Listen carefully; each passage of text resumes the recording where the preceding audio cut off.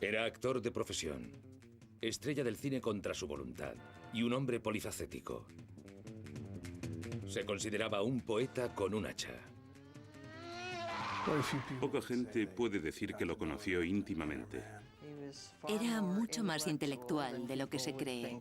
Era muy jovial, con un sentido del humor cáustico que pocos apreciaban. Nadie habría dicho que se trataba de un actor, ya que carecía de vanidad. Aprendió él solo a escribir música y su poesía es fenomenal. Era un camorrista. Tuvo graves problemas con el alcohol, pero nunca afectaron a su trabajo. Siempre fue como el Dr. Jekyll y Mr. Hyde, dos personalidades enfrentadas. Era un hombre único. Estaba en la onda desde antes de acuñarse la expresión.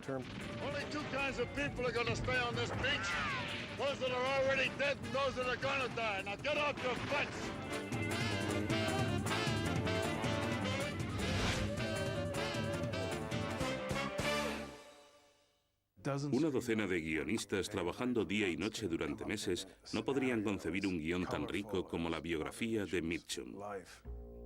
Robert Charles Durman Mitchum nació el 6 de agosto de 1917 en Bridgeport, Connecticut. Era el segundo hijo 3 años menor que su hermana Annette. Según una leyenda familiar, los Mitchum tuvieron que abandonar Bridgeport a la carrera porque el testarudo padre de Robert, James, se había metido en un pequeño lío. Tuvo algún tipo de altercado con un conductor de autobús. Su padre perdió la calma, levantó a aquel tío en vilo y lo lanzó por el parabrisas. Salió y lo pateó. No llegó a matar a aquel tipo, pero decidieron que lo más conveniente para la familia era regresar al pueblo natal de James. Fuera como fuere, los Mitchum se mudaron a Charleston, Carolina del Sur. James encontró trabajo en una estación de tren donde se dedicaba a enganchar y desenganchar pesadísimos vagones de mercancía. Era un trabajo penoso, y por un desgraciado y horrible accidente, James se quedó atrapado entre 2 vagones. Los vagones lo aprisionaron y murió aplastado. Robert no era más que un niño a la sazón. No obstante, tanto su madre como su hermana tuvieron la sensación de que Robert se dio cuenta perfectamente de la muerte de su padre. Viuda a la edad de 25 años y embarazada de su tercer hijo, la madre de Robert, Ann, se llevó a los niños con su familia a Bridgeport. Al crecer, Robert se sintió abandonado por su padre. Privado de una vida normal, aprendió a disimular sus sentimientos actuando constantemente, buscando camorra y sembrando el caos en el vecindario. Su niñez fue, en muchos sentidos, un periodo muy doloroso. Hizo infinidad de diabluras, hasta el punto de que siempre que ocurría algo, él era el primero al que se culpaba, aunque fuese inocente. Y no te ganas una reputación así sin haber cometido alguna travesura. Sin embargo, bajo su dura fachada, Robert era inteligente y tenía talento artístico. Ambos rasgos heredados de su madre. Era una lectora infatigable. Le encantaba la poesía. Amaba la música. Los animaba a escribir poemas, a tocar el piano, a cantar canciones. Robert leía vorazmente y le cautivaba escribir poemas y dibujar. A los 6 años, Anne logró publicar en el periódico local algunos de sus poemas. Se convirtió en una especie de famoso local, pero él detestaba la notoriedad. Prefería que la gente no supiese de la existencia de su lado sensible. Robert se crió cultivando una faceta emotiva y gentil por influencia de su madre. Sin embargo, tenía asimismo un lado matón por parte de padre, y esta dualidad desempeñó un papel crucial en su personalidad durante toda su vida. Cuando Robert tenía 9 años era tan montaraz e independiente que Anne ya no podía mantenerlo a raya. Así que lo envió junto con su hermano John a la granja que unos parientes tenían en Delaware. En cierto sentido, a Robert esto le pareció otro abandono, esta vez por parte de su madre. No obstante, se acostumbró a la vida rural de Delaware. Iba a la escuela, a pescar y hacía las cosas propias de su edad. Pero tenía inquietudes, el deseo de vivir aventuras, de ver qué se escondía tras el horizonte. Al cabo de unos pocos años en la granja, Robert y John regresaron con su madre. Mas Robert pronto se impacientó, se cansó de la vida precaria. Creo que se consideraba una carga para las personas con las que vivía por entonces, por culpa de la Gran Depresión y de las dificultades económicas. Resolvió independizarse, colarse en un tren y llegar a ser alguien en la vida. En 1931 su madre le hizo un atillo y a la edad de 14 años Robert se sumó a los millares de infelices y desesperados vagabundos que buscaban trabajo y una vida mejor. Le encantaban la aventura y la emoción de viajar en ferrocarril. Una de las nuevas e interesantes experiencias que Robert tuvo viajando en ferrocarril fue el descubrimiento de la marihuana silvestre que jalonaba las vías. Por aquel entonces él la llamaba el whisky de los pobres y se aficionó a ella. Desarrolló una afición que cultivaría durante toda su vida. Sin embargo, en los vagones de carga la vida podía ser aterradora y peligrosa. Aprendió a pelear, y no por gusto, sino porque lo necesitaba para sobrevivir. Robert se coló en un tren que se dirigía a Savannah, Georgia. Estaba pasando hambre y frío, de modo que saltó en busca de comida. Apenas había tocado el suelo cuando fue detenido y acusado de vagancia. Según me contaba, en aquella época te detenían por ser pobre. Pese a que tan solo tenía 14 años, fue condenado a trabajos forzados en una cuerda de presos. Era un chico duro, pero aquello era demasiado. Estaba aterrado. Al cabo de un tiempo decidió escapar. Por las mañanas le quitaban los grilletes para trabajar y aprovechando un momento de descuido se dio a la fuga. Oyó disparos de rifle y el sonido de las balas que le silbaban junto a la cabeza, pero consiguió ocultarse en un paraje arbolado y cenagoso.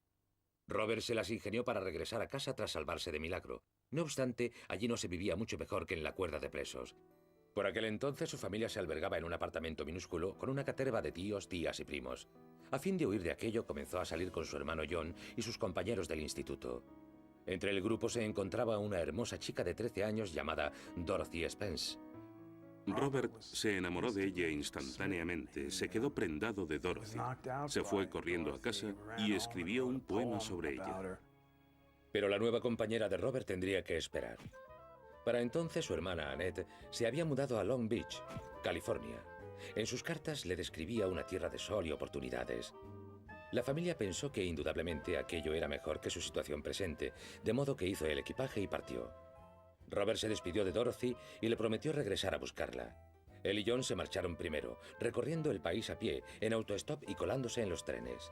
En Nueva Orleans, Robert logró introducirse en un vagón de mercancías. Sin embargo, John fue atrapado por un guardia de la compañía ferroviaria.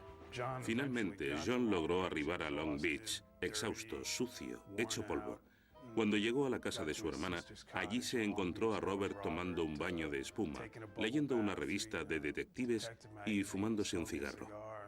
Volvió la vista a John y le preguntó, ¿cómo has tardado tanto? En su nuevo hogar, Robert tuvo su primera e involuntaria experiencia en el campo de la interpretación.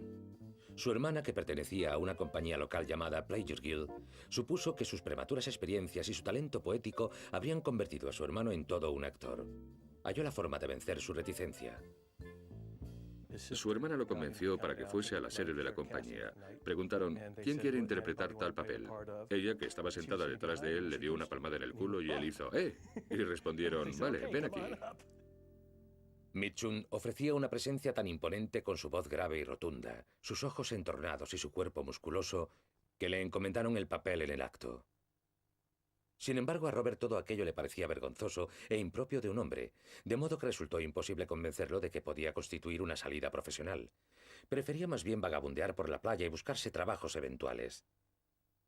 En 1940 decidió regresar al este en busca de Dorothy. Llevaron a un amigo de Dorothy para que ejerciese de testigo. Pidieron un anillo prestado y un buen vestido para ella, y se casaron en la cocina de un ministro metodista. Él le dijo, quédate conmigo y te tirarás pedos bajo bragas de seda. Cagarás en un váter de oro. ¿Se puede ser más romántico? Fue a buscarla, se casaron y se vinieron para California en un autobús. El 8 de marzo de 1941, Dorothy dio a luz su primer hijo, al que bautizaron con el nombre de James, en memoria del padre al que Robert apenas había conocido. A la edad de 23 años se vio con la obligación de mantener a una esposa y a un recién nacido, así que aceptó un empleo miserable en el turno de noche de una fábrica, pero no pudo soportarlo y lo dejó. Su madre Anne le sugirió que tratase de actuar en el cine, aunque fuese de extra. A Robert no se le ocurrió nada mejor, de modo que decidió intentarlo.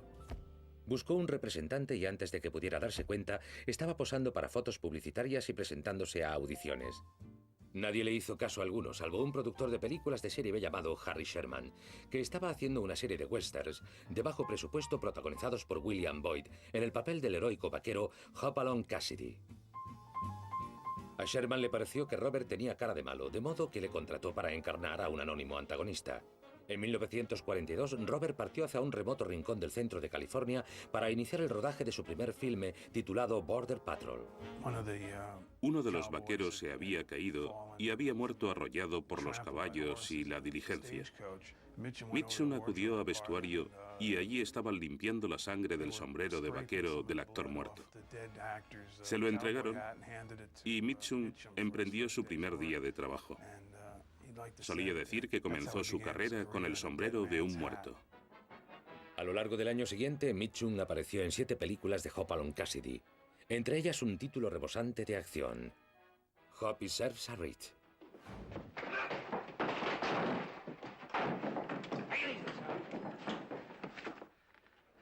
Take their guns. Get going. El filme le dio la oportunidad de pronunciar 4 frases poco memorables. I've seen that old buzzard before. You mean the one that took our guns? Yeah, but I can't remember where. Las películas de Hopalong Cassidy no eran precisamente de arte y ensayo, pero supusieron un primer paso en la carrera de Mitchum hacia el estrellato, tanto si lo quería como si no. En 1943, con 26 años, a Robert Mitchum no le faltaba trabajo, ya que intervino en 19 filmes estrenados aquel año. La mayor parte eran de serie B, si bien le sirvieron para destacar. RKO, el más modesto de los grandes estudios, ofreció a Mitchum un contrato de 7 años. Para entonces, Dorothy había dado a luz a su segundo hijo, Christopher, y Robert tenía varias bocas que alimentar y un alquiler que pagar, de modo que firmó aquel contrato. En 1944, sus nuevos jefes le encomendaron su primer papel estelar en la adaptación de una novela de Shane Grey con el título de Nevada. Aunque aquel fue su primer personaje protagonista, Mitchum no dejó de ser uno de tantos actores, aunque por poco tiempo. En 1945 se puso a las órdenes del director William Wellman para encarnar a un simpático oficial en También somos seres humanos. La interpretación de Robert fue tan realista y conmovedora que le valió un éxito fulminante. Estuvo maravilloso y fue una película importante para él. En realidad fue la película que le permitió triunfar. La cámara lo amó desde el primer instante y era un tipo apuesto. No se parecía a nadie, tenía aspecto de hombre de la calle, de origen humilde.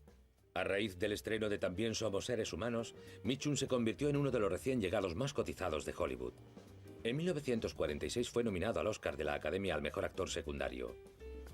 Se vio obligado a asistir a estrenos y a conceder innumerables entrevistas. RKO fundó un club de fans para quinceañeras llamado The Mitchum Drulettes, si bien Robert prefería motejarlas de lolitas babeantes. Detestaba la fama y la falsedad. Lo único que deseaba era hacer su trabajo e irse a tomar una copa o a casa. Cualquier cosa menos ser observado y examinado como un mono del zoo. Para él, actuar no era más que un trabajo. Pensaba que toda la adulación que recibía de la gente era totalmente innecesaria e injustificada. Aunque Mitchum no podía soportar la idea del estrellato, RKO tenía otros planes. En 1947 encabezó el reparto del drama Retorno al pasado, junto a Jane Greer y Kirk Douglas. Go on, Kathy. Tell him about Joe. What about Joe? Where is he? Last time I saw him, he was in the East Walker River. I didn't send him after Jeff. It was his own idea.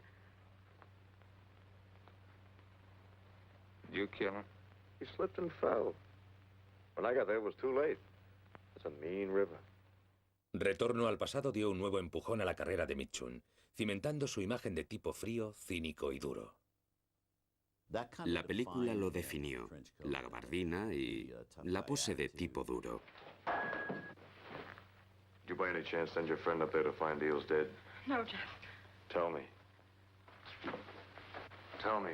Don't, Jeff. Don't what? I don't want to die. Neither do I, baby, but if I have to, I'm gonna die last.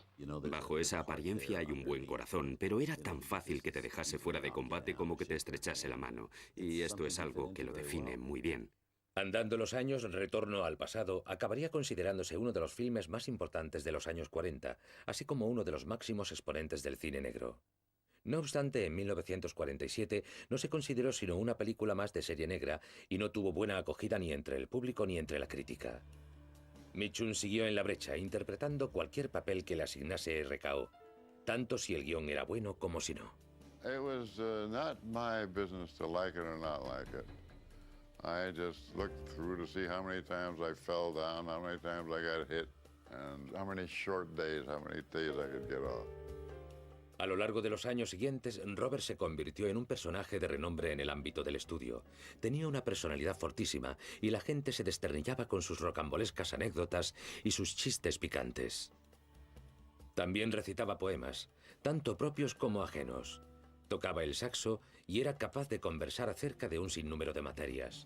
Era un narrador extraordinario, un narrador increíble. Le dabas un poco de cuerda y ya no paraba. Podía salir, ensillar al caballo, cepillarlo, regresar, y aún seguía con el mismo relato. Y jamás le oí contar 2 veces la misma historia. En casa la situación era muy distinta. Dorothy se estaba hartando del estilo de vida de su marido. Le gustaba pasarse toda la noche fuera bebiendo. Había continuos rumores sobre devaneos con atractivas aspirantes a actrices y tenía un inquietante gusto a la hora de escoger sus amistades. Mi madre se quejaba mucho de que la mayoría de los amigos de mi padre eran expresidiarios. Yo creo que él comprendía por pura intuición a las personas de su misma extracción, gente que había llevado una vida difícil y sabía lo que era la calle. Dorothy trató de apartar a Robert de las malas compañías llevándoselo al este para visitar a su familia. Pero cuando Mitchum quiso regresar a Hollywood, Dorothy se negó. Le pidió tiempo para meditar acerca de si podía seguir con él, de modo que Robert volvió solo a casa. Una noche un amigo lo llevó a casa de una actriz diletante llamada Lila Leeds. Alguien le dio a Robert un porro y todos se pusieron a fumar. Sin embargo, pronto se les aguó la fiesta. 2 policías, salidos de no se sabe dónde, irrumpieron y se los llevaron detenidos. Para cuando Mitchum llegó a la comisaría, esta ya se encontraba rodeada de reporteros y fotógrafos. La detención de Mitchum por posesión de marihuana se convirtió en el mayor escándalo social de 1948. Dorothy regresó a Hollywood para ofrecerle su apoyo y la pareja se reconcilió. Sin embargo, a comienzos de 1949 fue declarado culpable de posesión de marihuana y condenado a 2 meses de prisión. Pronunció una de sus frases más célebres cuando le preguntaron cómo era la cárcel. Es igual que Hollywood, aunque la gente tiene más clase. De modo que para él fueron unas vacaciones, no tenía que ir a trabajar. Robert salió de la cárcel 10 días antes de cumplir su pena, beneficiándose de una reducción de condena por buena conducta. Su reunión con Dorothy y los niños se convirtió en un evento publicitario orquestado por RKO, en el que no faltaron las poses para los fotógrafos ni las declaraciones redactadas por el gabinete de prensa del estudio. Pese al escándalo, Mitchum era más admirado que nunca. En Hollywood, lo normal es que un escándalo trunque tu carrera. En cambio, dado que se trataba del clásico tipo del que te esperas ciertas travesuras y conflictos, que es lo que a él le gustaba, se hizo aún más célebre que antes. A fin de huir del insaciable apetito de la prensa, los Mitchum se mudaron a los cañones cercanos a Malibú. Aquella era la primera vez que tenían una casa de tamaño respetable. A Robert le encantaba tumbarse junto a la piscina y jugar con sus 2 hijos. Con cierta frecuencia nos hacía ponernos los guantes y nos enseñaba a boxear y cosas por el estilo. Un buen día se le ocurrió que era conveniente ejercitarnos en el tiro con arco, así que compró una diana, un arco y flechas y practicamos el tiro con arco. Robert reanudó su trabajo en RKO, que a la sazón pertenecía al excéntrico magnate Howard Hughes. En 1951, Mitchum formó pareja con la actriz favorita de Hughes, Jane Russell, en Las fronteras del crimen, una cinta de suspense que contribuiría a convertirlo en el astro más célebre del género. As soon as we get back, see about getting yourself out of here. Tonight, if you can. Why should I? Because he was murdered. Stop trying to scare me. Is it all right if I tell you I'm a little scared myself? La sintonía entre Mitchum y Russell era excelente, fomentada sin duda por su gran amistad. Era fabuloso trabajar con él, sencillamente maravilloso. Era un hombre muy sensible. No aguantaba las tonterías de nadie y tenía un extraordinario sentido del humor. Me llamaba Hard John, John el duro. Decía, Hard John es un hombre duro de pelar, a saber lo que quería decir. We were such good friends. You know, it's like people dancing together. Some people fit and some people don't. Cuando no estaba trabajando en el estudio, a Mitchum le gustaba viajar. Se construyó una especie de autocaravana casera, que no era más que un habitáculo instalado en un camión, y salía con los chicos de pesca y acampada. Liábamos el petate y recorríamos el país. Mi hermano, yo mismo, mi padre y el doble de mi padre, Tim Wallace, los cuatro cogíamos los bártulos y nos íbamos. Era estupendo, era algo muy familiar. Robert también usaba aquel engendro para vagabundear con una cuadrilla de compañeros de juerga. En aquellas ocasiones llamaba a su caravana Hutchi Papa Puntang, que viene a significar el picadero sobre ruedas. Por aquel entonces, la prole de los Mitchum engrosó a un nuevo miembro cuando en marzo de 1952 nació su hija Patrine.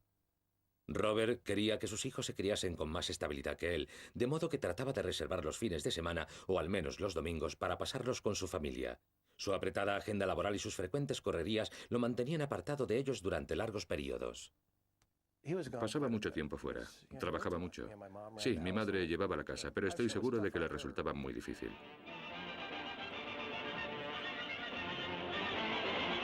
En 1954, Mitchum fue traspasado a la 20th Century Fox para protagonizar un importante filme titulado Río sin retorno. Se trataba de su primera película rodada en Cinemascope y de su segundo filme en color. En él formó pareja con la nueva Venus de su tiempo, Marilyn Monroe. Next time you try anything like that, I'll forget that you're a woman. I doubt that. Just take my word for it. Fool. You know what you're doing? I think I do. Do you know this? Do you know how long we'd last out here without that raft? Without the rifle? The whole country alive with Indians? Just how many kinds of fool are you? I'm not your kind. Mitchum llegó incluso a hacer gala de su talento musical interpretando el tema principal del filme. Love is a traveler on the river of no return. Río sin retorno obtuvo un gran éxito y el momento de su estreno coincidió con el vencimiento de su contrato con RKO. No tenía la más mínima intención de continuar esclavizado por aquel estudio ni por ningún otro. A aquellas alturas tenía la potestad de dictar sus propias normas. Tan solo actuaría en las películas en que le ofrecieran los mejores papeles y la mayor remuneración. Y la primera de esas cintas sería radicalmente distinta de cuantas había hecho hasta entonces. En 1955, Robert Mitchum protagonizó su primer filme desde la finalización de su contrato con RKO.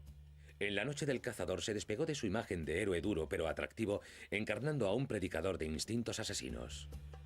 Fue la única película dirigida por Charles Laughton. Laughton escogió a Mitchum para protagonizarla. Según creo lo llamó y le dijo, tengo un papel para ti, un psicópata. Y Mitchum respondió, eso me cuadra. Look here. You know what that is? You want to see something cute? Now looky. How about that? This is what I use on meddlers. John might be a meddler. Ah, no. No, little lamb, don't touch it. Now, don't touch my knife. That makes me mad. Makes me very, very mad. Solo podía encarnarlo alguien como Mitchum, ya que ese tipo es al mismo tiempo tan humano que te fascina. No es un héroe, pero te cautiva, y aún así es enredomadamente malvado. No obstante, el público reaccionó adversamente ante el sombrío tema de la cinta, de modo que La noche del cazador fue un fracaso comercial. Robert comenzó a escoger trabajos que satisficieran su sed de aventuras. A partir de 1956 comenzó a recorrer el globo. Viajó a Europa para protagonizar Intriga extranjera, a México donde rodó Bandido, y al Caribe para actuar en Fuego escondido y Solo Dios lo sabe, coprotagonizada con Deborah Kerr. Of what faith are you, Mr. Allison? Huh? What church did your parents raise you in? Oh, I didn't have no parents. I was an orphanage kid. Every Sunday, some skinny old crock used to come around and go on about what cigarettes would do to your insides and things. But I broke out of there when I was 14. Next few years, I seen the insides of more halls of correction and jails than I did churches. Then I joined the Marines. Now, you look at me, ma'am. What do you see besides a big, dumb guy? I'll tell you. A Marine. That's what I am. All through me, a Marine. Like you're a nun. You got your cross, I got my globe and anchor. Siempre la he considerado una de las mejores interpretaciones de Mitchum, ya que da la sensación de que nadie más pasa por la pantalla, a excepción de Deborah Kerr. Cuando tienes tan solo 2 personas tratando de cautivar al público en una sala de cine, eso es algo increíble, y él lo consigue. Durante la filmación de Solo Dios lo sabe, Robert trabó rápidamente amistad con el director John Huston. Ambos eran aventureros, aficionados a empinar el codo y compartían su temperamento artístico. Sé que les gustaba beber juntos. Veía a Robert con muchísima frecuencia. Su sentido del humor lo salvaba a menudo. Le gustaba reírse de todo, pero creo que en esencia era una persona seria. Aunque, como mi padre, también tenía un gran sentido del humor. En 1958, Mitchum decidió hacer su propia película. En ella narraba la historia de unos fabricantes clandestinos de bebidas alcohólicas que llevaba varios años rondándole la cabeza. El filme, titulado Thunder Road, llevaba el sello de Robert, ya que lo produjo, lo protagonizó, escribió el guión en colaboración, encomendó un papel a su hijo James e incluso cooperó en la composición de la canción principal y la interpretó. Trapped between the T-men and the terror mob on Thunder Road. They'll stalk those ridges until there isn't a still left in Kentucky or Tennessee. You think it's that easy, huh? Now, how rough do you want it?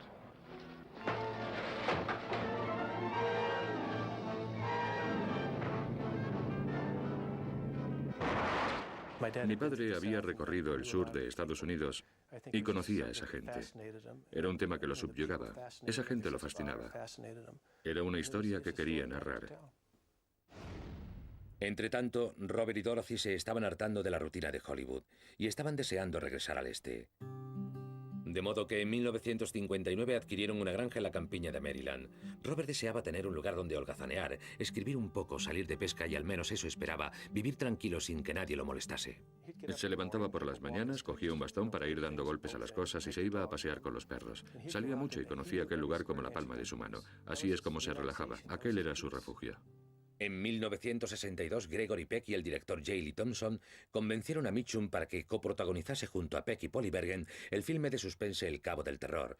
No le vino nada mal que la oferta llegase acompañada de una caja de botellas de bourbon. Mitchum no quería hacer El Cabo del Terror.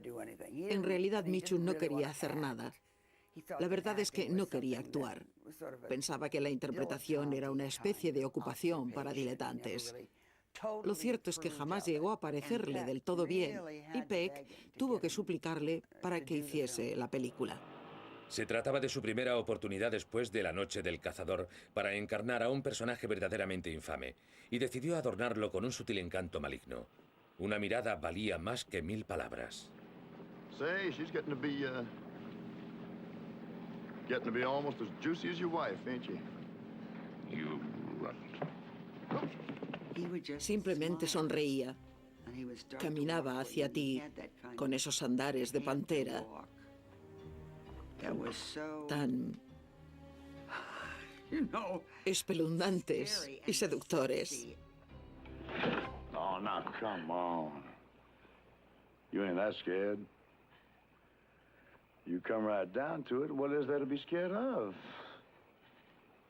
Now, look, you're not a foolish man. You're very clever. You never make mistakes. You don't take chances. If you touch me, you'll go back to prison for life. You want to make a little bet on that? But you will. I'm not like Nancy. I'm not afraid to testify. I swear it. You've got to believe me. I'm not afraid. And you're a lawyer's wife. Don't you understand that with consent, there are no charges against me? La interpretación de Mitchum era enérgica sin perder la sonrisa. Y eso era lo que le hacía tan terrorífico. Y calmado. Y elegante. Delicado. Y de repente se transformaba. Era aterrador. Muchos críticos se quedaron horrorizados con la crudeza de El Cabo del Terror y el filme no funcionó muy bien en taquilla. No obstante, para Mitchum supuso el inicio de un nuevo rumbo en su carrera. Estaba madurando, sus papeles estaban cambiando y muy pronto su vida privada experimentaría asimismo un nuevo giro.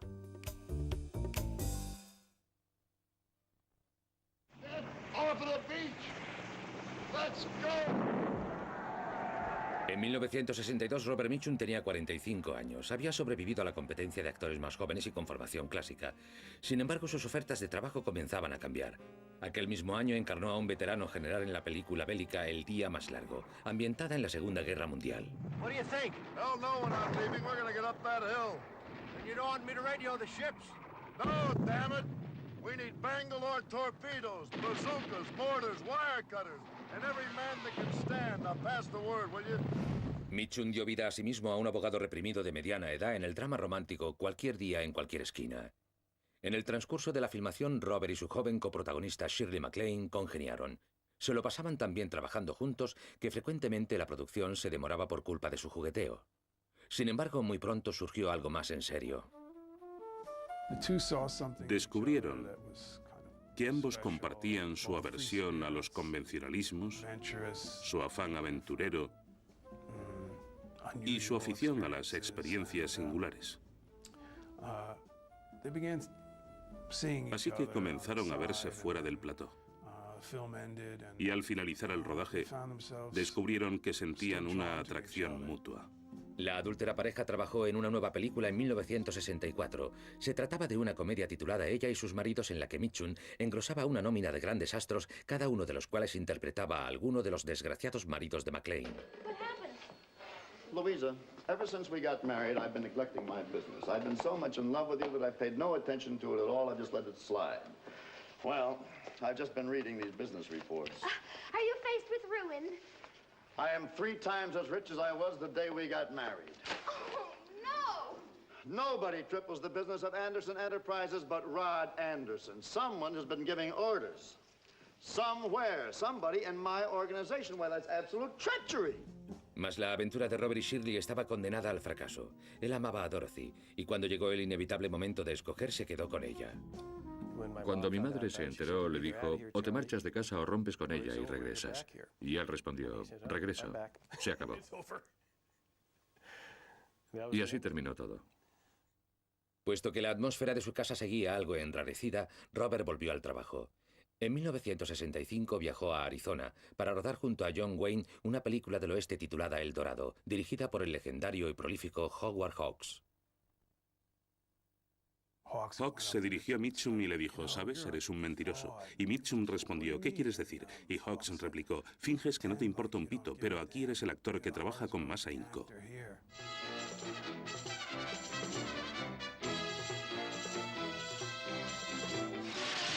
Hawks and John Wayne, who gave you 2 of the classic westerns of all time, Red River and Rio Bravo. Now add Robert Mitchum to the combination in El Dorado, the story of 2 close friends who didn't need any enemies to start a war. What the hell are you doing here?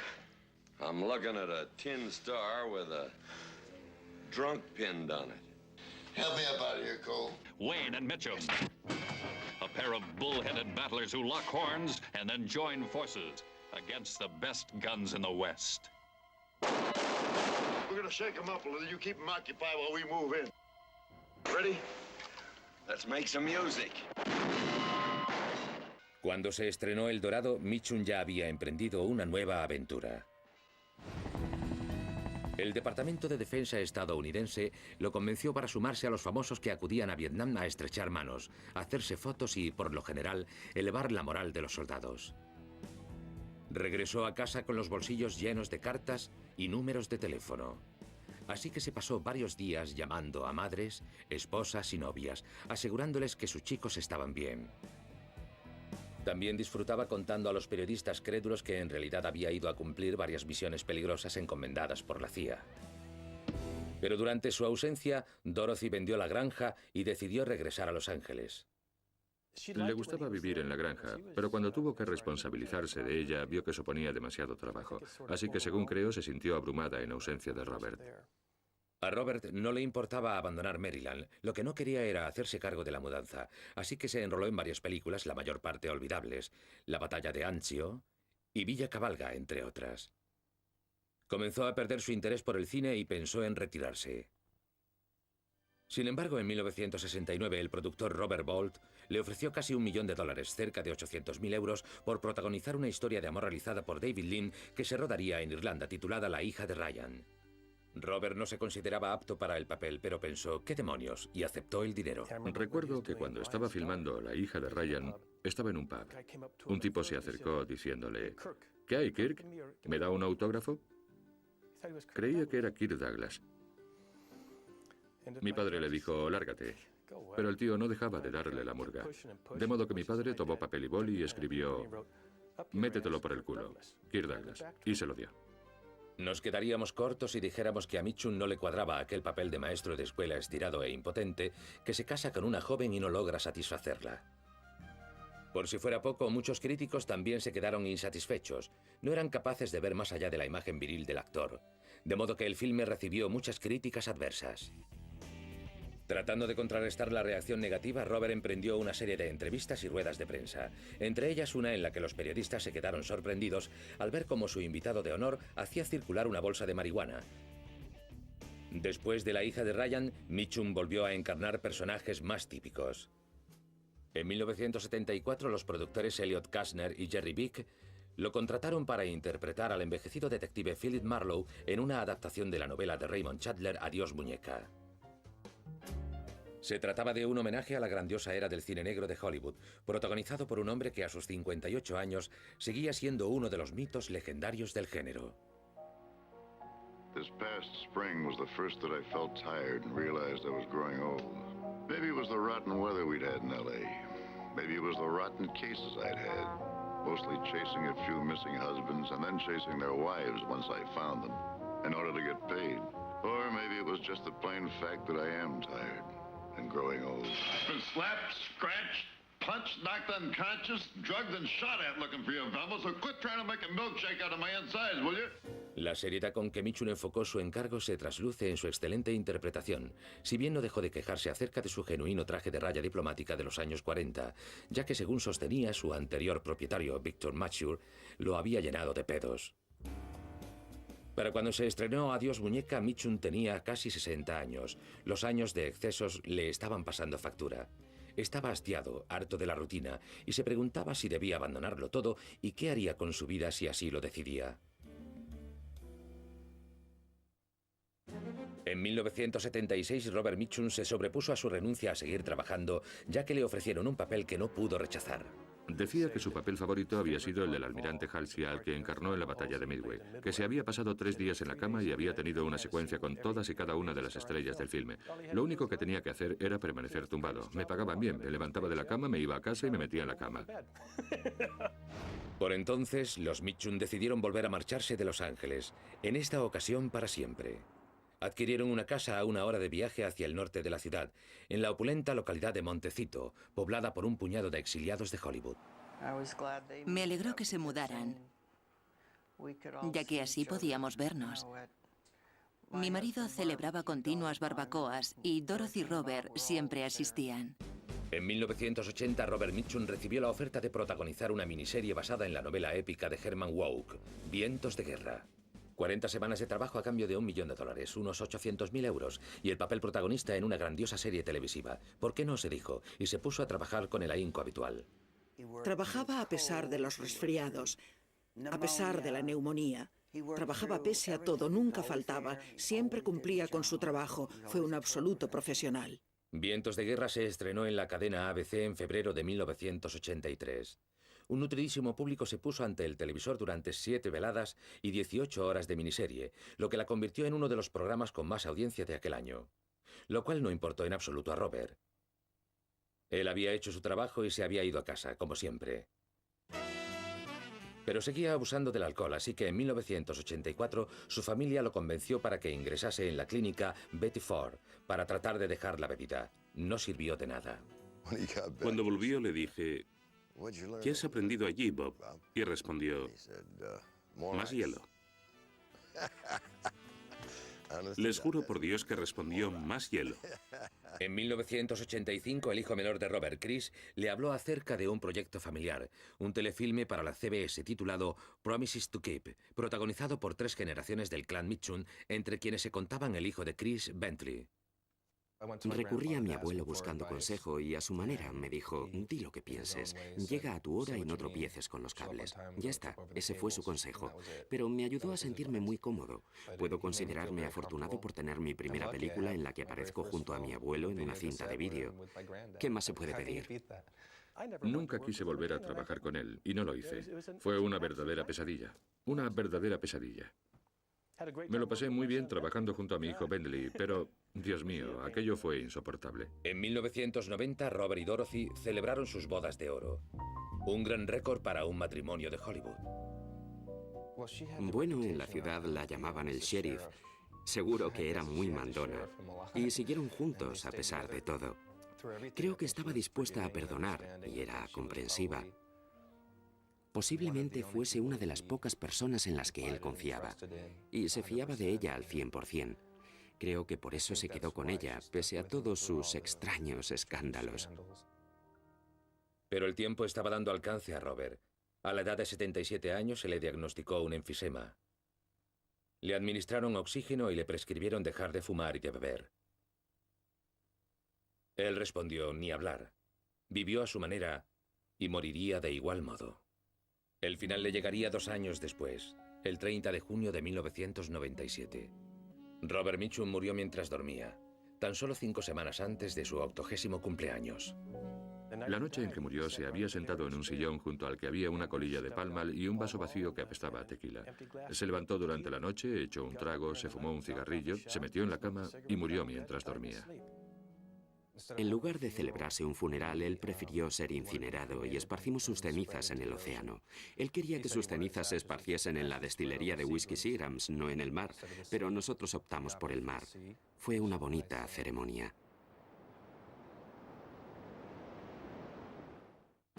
Robert Mitchum había intervenido en más de 120 películas a lo largo de 55 años de carrera. Hizo lo que le vino en gana. No le preocupó lo que opinasen los demás. Y nos legó un tesoro de sensacionales interpretaciones y legendarias proezas. Era un actor nato. Era sincero. Pero dado que jamás hizo nada malo, nunca se le reconoció lo bueno que era. Le encantaba bromear. Era rebelde, un hermoso y jovial rebelde. Evidentemente, Mitchum fue uno de los actores más originales que Hollywood haya conocido. Mitchum era pendenciero, un tipo verdaderamente pendenciero, pero lo echo de menos, Dios, cómo lo echo de menos. Su talento y su maestría superaban con mucho lo que la gente veía en el personaje público. Si hay algo que deseo que la gente conozca de él es su corazón y su alma. I clocked in at 9 and clocked out at 6. That was my story.